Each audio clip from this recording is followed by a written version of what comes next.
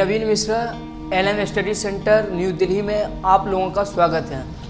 आज जो हमारी क्लास है वह भारत में बढ़ती बेरोजगारी दर पे, और यह बेरोजगारी दर किसी भी हम पॉलिटिकल पार्टी विशेष की चर्चा नहीं कर रहा हूँ, लेकिन जिस भी पॉलिटिकल पार्टीज की अभी वर्तमान में भारत में जो सरकारें हैं उनको ये समझना है कि जो बेरोजगारी दर है वह हर एक सेक्टर में है।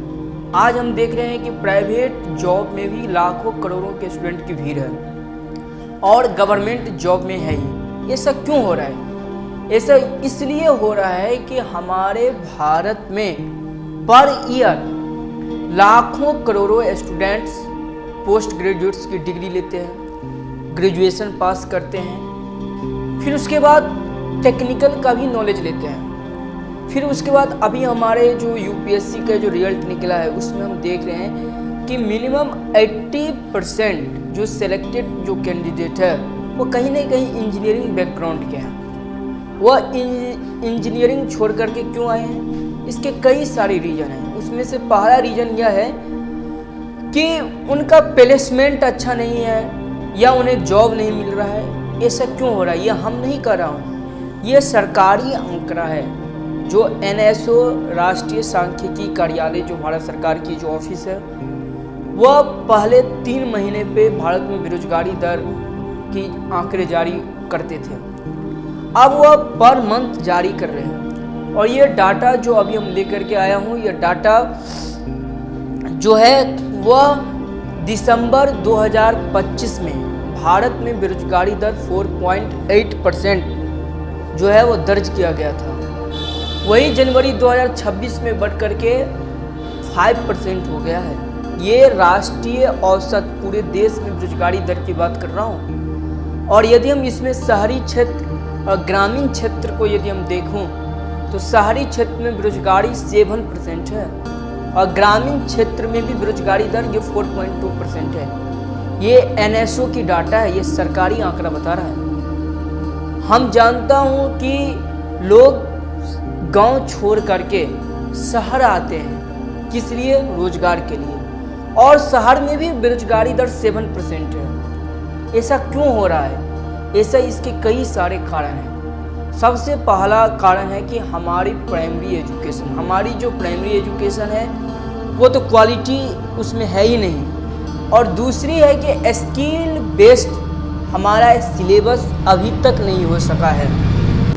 जितनी भी सरकारें आती है, हम किसी पॉलिटिकल पार्टीज की बात नहीं कर रहा हूँ, उन्हें यह सोचना होगा कि जो हम पुराने सिलेबस पढ़ाते आ रहे हैं उसमें वो सिलेबस को हटा करके हमें स्किल बेस्ड नॉलेज पर फोकस करना होगा।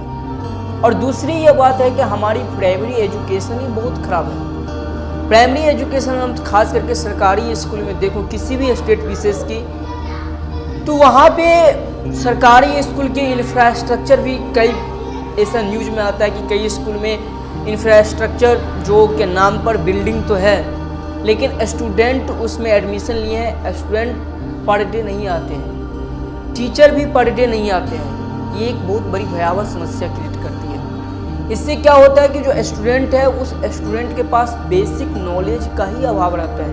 उन्हें ना तो इंग्लिश का नॉलेज होता है, ना उन्हें बेसिक मैथमेटिक्स का कैलकुलेशन पता रहता है, ना बेसिक साइंस का पता रहता है। तब वो जा करके यदि किसी जॉब में जाते हैं, कंपनी में, किसी फैक्ट्री में, तो वो वहाँ पर भी स्किल बेस्ड जो उनका ट्रेनिंग होता है उसमें वो पिछड़ जाते हैं। क्यों? क्योंकि उनका बेसिक नॉलेज पता ही नहीं है, उसे इंग्लिश की नॉलेज पता ही नहीं है, उसे बेसिक कंप्यूटर की नॉलेज पता ही नहीं है, उसे बेसिक मैथमेटिक्स कैलकुलेशन पता ही नहीं है। इसलिए सबसे पहला तो हमारा प्राइमरी एजुकेशन में सुधार होना चाहिए। दूसरा, सरकार को ये लेना चाहिए कि आज जो युवा है, आज युवा फ्रस्ट्रेट का शिकार है, आज हमारे युवा नशा का शिकार है, आज हमारे युवा जो है वह परेशान है। किस लिए? तो रोजगार के लिए। और यही युवा को हम यूज करके उसको जॉब में ले करके उसके हम पावर को, पोटेंशियल को यदि हम यूज करेंगे तभी भारत 2047 तक जो अभी की जो सरकार की जो सपना है विकसित भारत का वो हम देख पाएंगे। क्यों? क्योंकि हमारे युवा के पास जॉब की प्रॉब्लम है और ये रियलिटी है। ये सिर्फ सरकारी जॉब की ही बात नहीं है, ये अभी वर्तमान में प्राइवेट जॉब में भी है। क्योंकि प्राइवेट जॉब में भी नौकरी लेना बहुत मुश्किल हो गया है। क्यों? क्योंकि हमारे जो ग्रेजुएशन पास है, जो पोस्ट ग्रेजुएट्स है, जो टेक्निकल के भी जो नॉलेज है, जो बीटेक एमटेक है, वो भी जब जॉब में जाते हैं तो उनको मिनिमम 12,000 15,000 इससे उनको कहा जाता है, और वो भी मिलना मुश्किल हो जाता है। जिसके कारण हम उनके अंदर की जो पोटेंशियल है, जब हम यूज ही नहीं करेंगे तो किसी भी देश के लिए विकास में सबसे बड़ा महत्वपूर्ण जो होता है वो होता है वहाँ के ह्यूमन। और ह्यूमन रिसोर्सेज को यदि हम यूज न करेंगे तो ये काफ़ी भयावह चिंता का विषय है।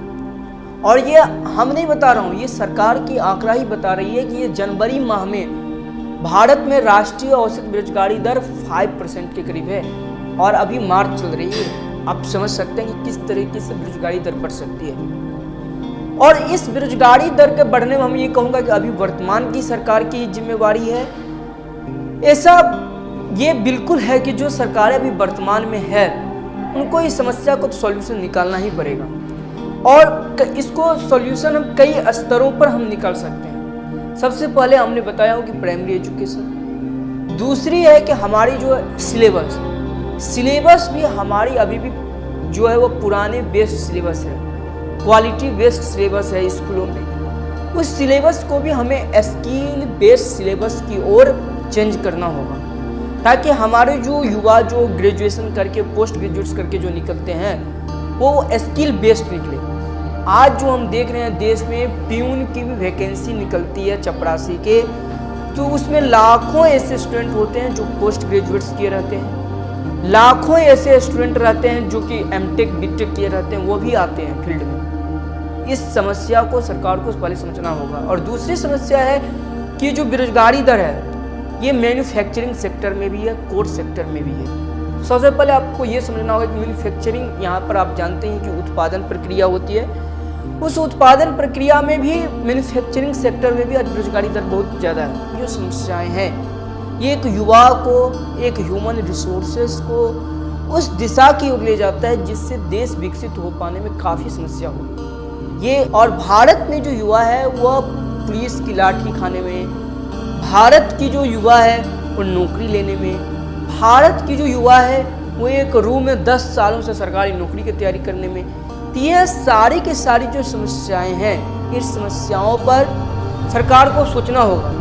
क्यों? क्योंकि हमारे जो स्टूडेंट है वो 10 सालों से 15 सालों से तैयारी करके वो अपना मेंटल हेल्थ खो जाते हैं। हमें स्किल बेस्ड सिलेबस की ओर चेंज करना होगा, ताकि हमारे जो युवा जो ग्रेजुएशन करके पोस्ट ग्रेजुएट्स करके जो निकलते हैं वो स्किल बेस्ड निकले।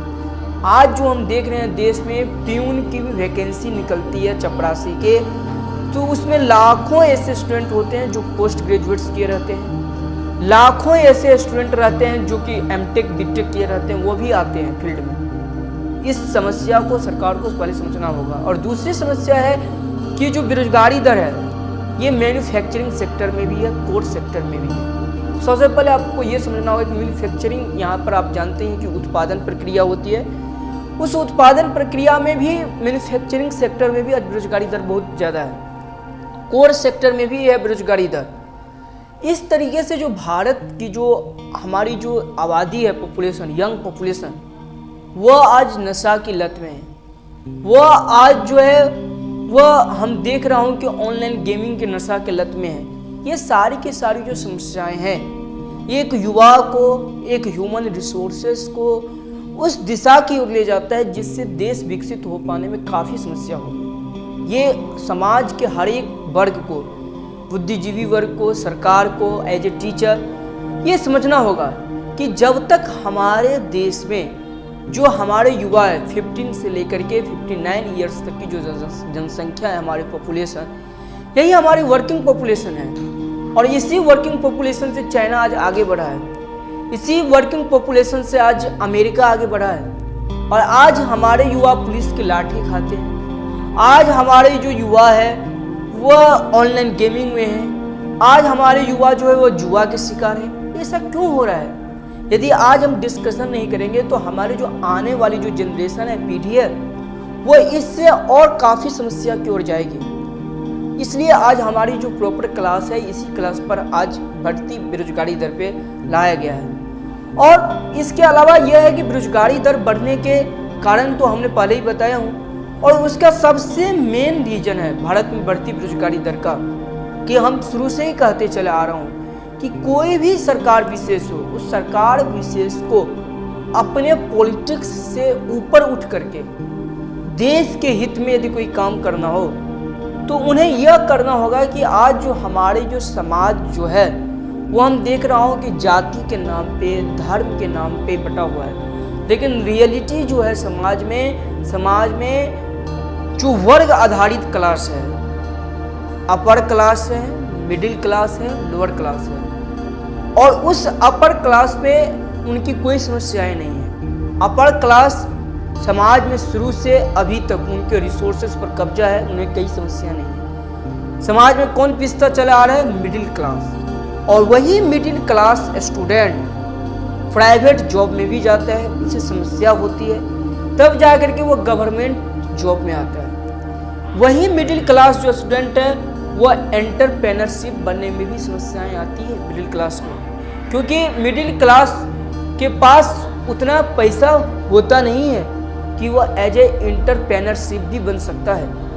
और जो लोअर क्लास है वो समाज में निम्न वर्ग शुरू से ही है और अभी तक ही है।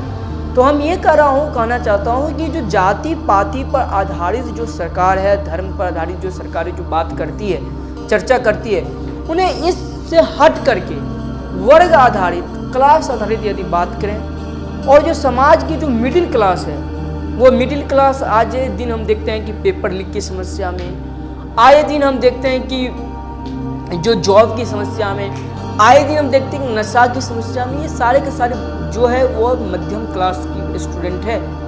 और ये जो मध्यम क्लास स्टूडेंट है वो एंटरप्रेन्योरशिप भी बनना चाहे तो उन्हें बैंक से लोन लेने में कितना समस्याएं होती है वो आज का हर कोई जानता है कि वह एंटरप्रेन्योरशिप भी नहीं बन सकता है। और एक मिडिल क्लास स्टूडेंट यदि पढ़ लिया हुआ है, यदि पढ़ करके यदि बीए किया है, पोस्ट ग्रेजुएट किया है, उसके बाद वह पकौड़ा का दुकान तले, चाय का दुकान करे, ये जो भी प्रॉब्लम बहुत बड़ी समस्या है। क्यों? क्योंकि हर किसी के माता पिता का आकांक्षा होती है कि हमारे बच्चे आगा बने, बेटर बने। सबको होता है कि हमारे बच्चे ऊंचे से ऊंचे पोस्ट पर जाए। और यदि देश के प्रधान लीडर, किसी का नाम नहीं ले रहा हूँ, किसी स्टेट विशेष के प्रधान लीडर यदि इस तरह की बात करें तो ये सोचने वाली बात है। क्यों? क्योंकि आप उस पॉलिटिकल पावर पर बैठे हो कि आपके पास रिसोर्सेस है, और आपके पास इतना रिसोर्सेस है कि उस रिसोर्सेस को आप यदि अच्छी तरीके से यदि धरातल पर डिस्ट्रीब्यूट करो तो आज जो हमारे जो युवा जो है फ्रस्ट्रेट का शिकार है। क्यों? क्योंकि हमारे युवा नौकरी के फ्रस्ट्रेट से शिकार है।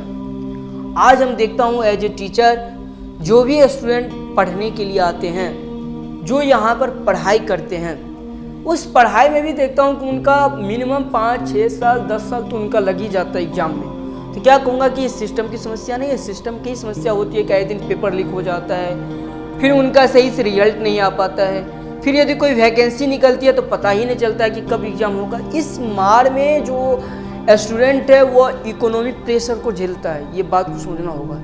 इसी मार में वो स्टूडेंट सोशल प्रेशर को झेलता है, इसी मार में वो फैमिली प्रेशर को झेलता है। और एक जो मिडिल क्लास स्टूडेंट है वो इतने सारे समस्याओं को झेलने के बावजूद भी उनका सही से ह्यूमन रिसोर्सेज का जो सरकारें हैं वो यूज नहीं कर पाती है। इसलिए सरकारें तो एक तरफ कहती है कि आप नौकरी लेने वालों मत बनो, नौकरी देने वालों में बनो। तो नौकरी देने वाले कहाँ से वो बन सकते हैं? वो स्टूडेंट के पास यदि उस तरह का तो पढ़े स्किल बेस्ड उतना आप नॉलेज शुरू से क्रिएट किए नहीं हो।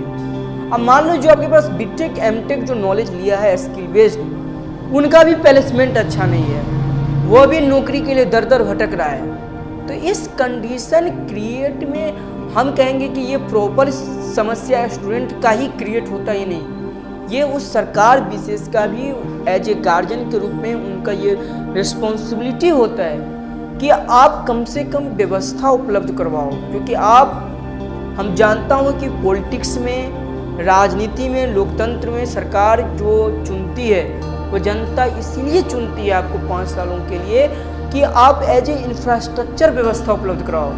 अब इंफ्रास्ट्रक्चर रहेगी, व्यवस्था रहेगी तो स्टूडेंट जो है वो खुद पर खुद वह कर लेंगे।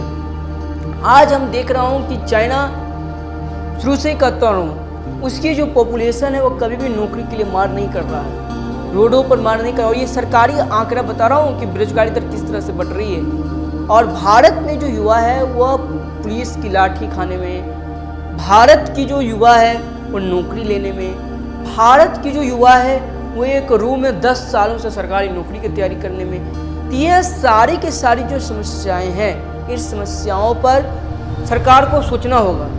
क्योंकि हमारे जो स्टूडेंट है वो 10 सालों से 15 सालों से तैयारी करके वो अपना मेंटल हेल्थ खो जाते हैं, इकोनॉमिक प्रेशर खो जाते हैं, ये सारी की सारी समस्याएं खो जाती हैं। इस तरीके से हमारी क्लास प्रॉपर रूप से आती रहेगी। Thank you.